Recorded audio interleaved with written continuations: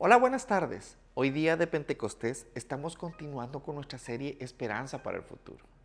Pentecostés es un día importante para los cristianos del mundo porque nos representa la celebración de la venida del Espíritu Santo a todos los apóstoles reunidos al mismo tiempo y en el mismo lugar 50 días después de la resurrección de Jesús. Se considera que marca el inicio de la iglesia. Así que es un momento oportuno en esta serie para hablar del tema Te conocemos. Y para eso vamos a citar Primera de Tesalonicenses 1, del 2 al 10.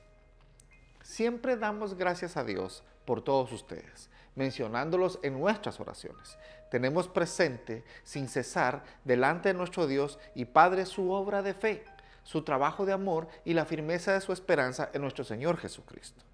Sabemos, hermanos amados de Dios, de la elección de ustedes porque nuestro evangelio no vino a ustedes solamente en palabras, sino también en poder y en el Espíritu Santo y con plena convicción. Como saben qué clase de personas demostramos ser entre ustedes por el amor que les tenemos.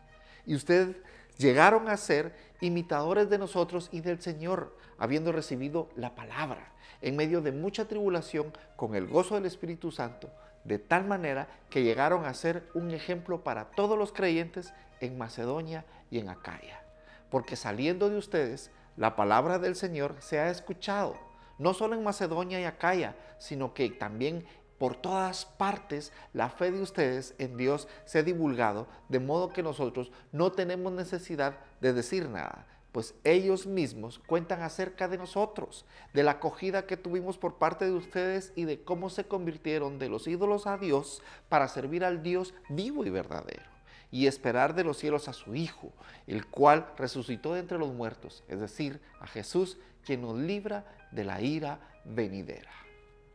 Esta serie de sermones es un estudio de la primera carta de Pablo a los tesalonicenses. La carta comenzó con un saludo que examinamos la semana pasada.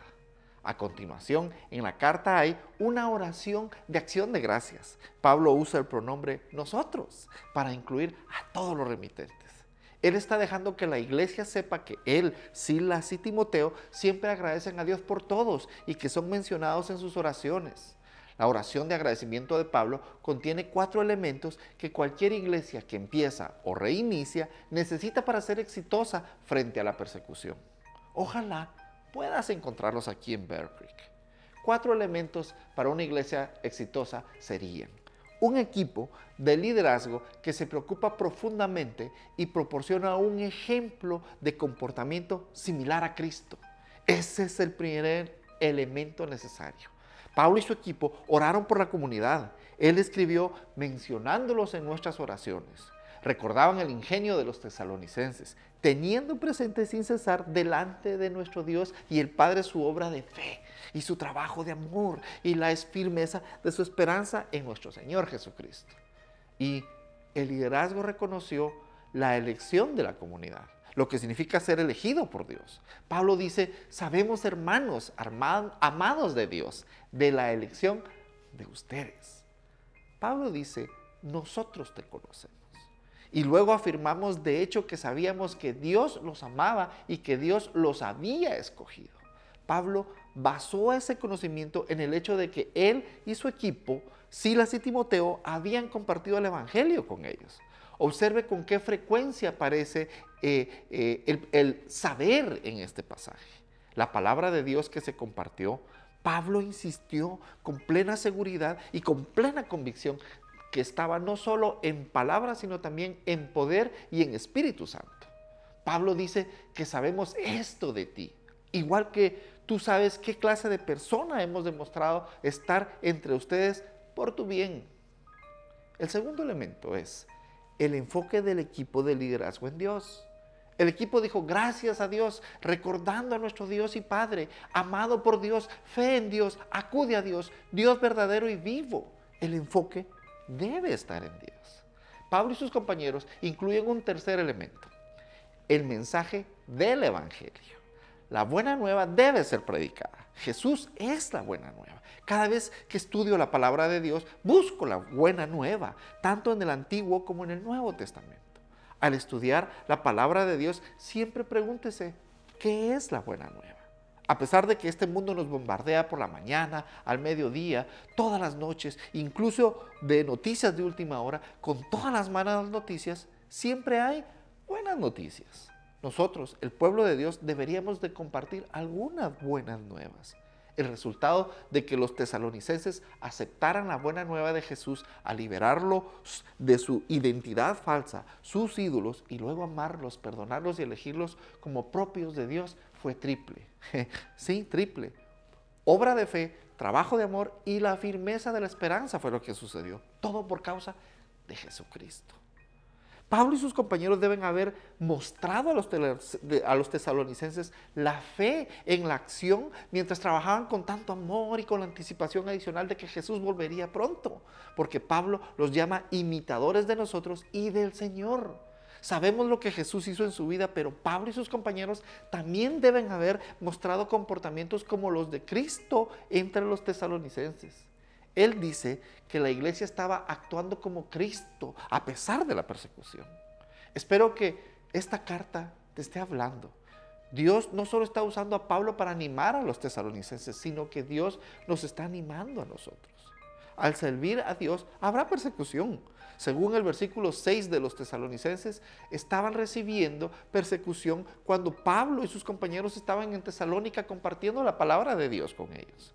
Y en medio de la persecución, la iglesia no recibió solo la palabra de Dios, sino que la recibió con alegría. La alegría que dice Pablo fue inspirada por el Espíritu Santo. Con el Espíritu Santo trabajando en la vida de los tesalonicenses, Pablo dice que la iglesia de Tesalónica se convirtió en un ejemplo. A mí esto me emociona sobre Bear Creek. A pesar de que otra oposición existe, creo que nos estamos convirtiendo en ese ejemplo. Observe que pasaron de imitadores a ejemplos. Se convirtieron en el patrón para todos los creyentes en Macedonia y en Acaya, su área circundante. Luego, Pablo dice que esto no fue todo. Dice que en todo lugar se ha conocido tu fe. La gente habla de ellos en todas partes y hablan cosas buenas. La ubicación de Tesalónica hizo posible que las noticias se esparcieran. Las noticias que salieron hablaron de que los tesalonicenses recibieron la palabra de Pablo y sus compañeros y sus resultados. Los jóvenes creyentes se han vuelto de los ídolos a Dios para servir a un Dios verdadero y viviente que está esperando la venida de Jesús, a quien Dios resucitó de la muerte y lo rescatarán de la ira que se avecina. Este es el cuarto elemento de una iglesia exitosa, una perspectiva apocalíptica. Tú y yo debemos vigilar la venida de Jesús. Jesús dijo a sus discípulos en Juan 14:28, me oíste decirte, me voy y vendré a ustedes. Pablo predicó un mensaje de expectativa. Jesús le dijo a sus discípulos, pero de aquel día o de aquella hora nadie sabe, ni siquiera los ángeles en el cielo, ni el Hijo, sino solo el Padre. Estén alerta, velen, porque no saben cuándo es el tiempo señalado. Es como un hombre que se fue de viaje y al salir de su casa dejó a sus siervos encargados, asignándole a cada uno su tarea y ordenó al portero que estuviera alerta. Por tanto, velen porque no saben cuándo viene el Señor de la casa, si al atardecer o a la medianoche o al canto del gallo o al amanecer.